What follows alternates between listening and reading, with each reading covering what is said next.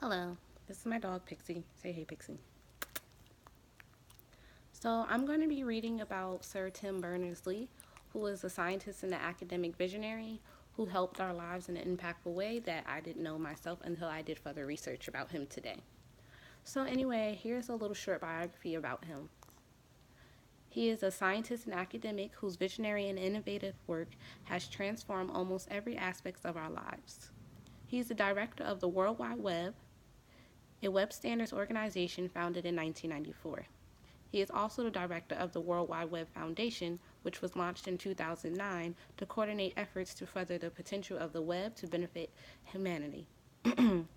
He is the founding director of the World Wide Web Foundation, which seeks to ensure the web serves humanity by establishing as a global public good and a basic right. In 2012, he co founded the Open Data Institute, which advocates for open data in the UK and globally. Sir Tim has advised a number of governments and corporations on ongoing digital strategy. A graduate of Oxford University, Sir Tim invented the web while at CERN, the European Particle Physics Laboratory, in 1989.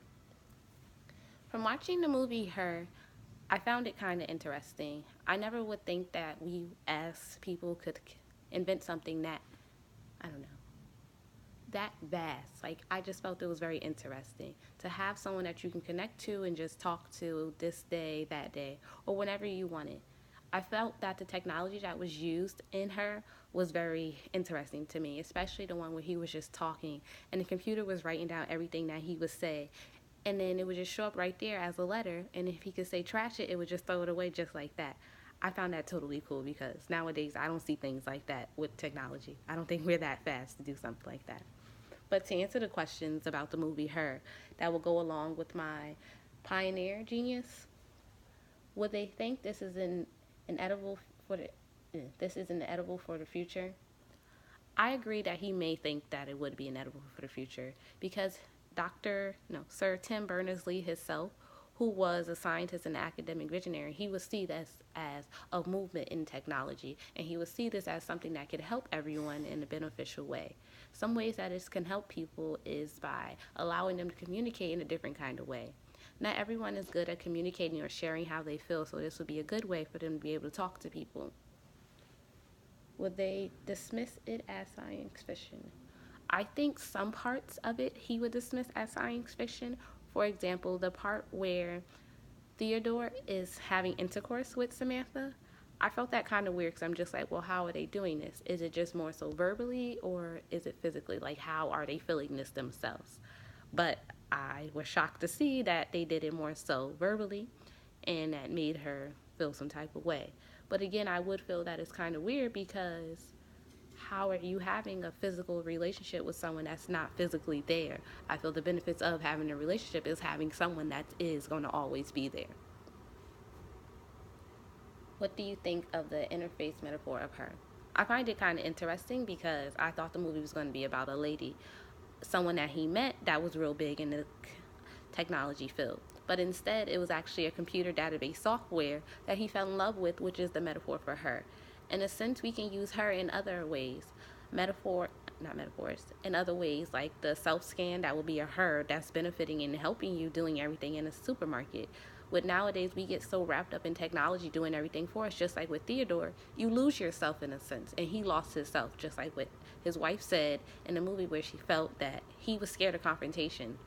When they will always have an argument or about to have an argument, he would stare away from it and not want to answer the questions because he just felt confrontation was going to be involved.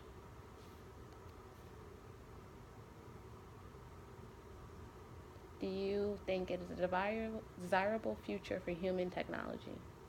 I think so. I feel in some way we already have this as a way for us in technology, but we just don't know about it yet. It's probably somewhere in the Europeans or somewhere in China, Japan, one of those foreign countries.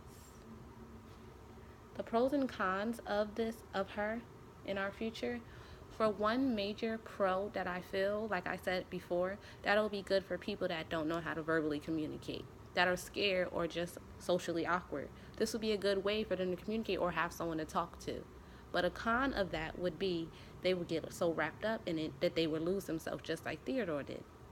But he still had friends that understood and that could relate to him and feel like, okay, I understand why you feel this way, or feel that you have to talk to someone verbally through a computer software. The digital art in public spaces, well, for one, the airplane that was standing upside down when he was walking around looking at stuff, I found that kind of interesting. Another one would be the when he was at work and he was writing the letters. I found that cool how he could just say whatever he wanted to say and then it would just type up like that. And then when he wanted to discard it, all he had to say was trash and it would throw it away. Overall, I do think this is an enjoyable movie. I do recommend it to others, just something to go off of and just see how we may be in the future for 2018 or 2020. Thank you. Say bye, Pixie.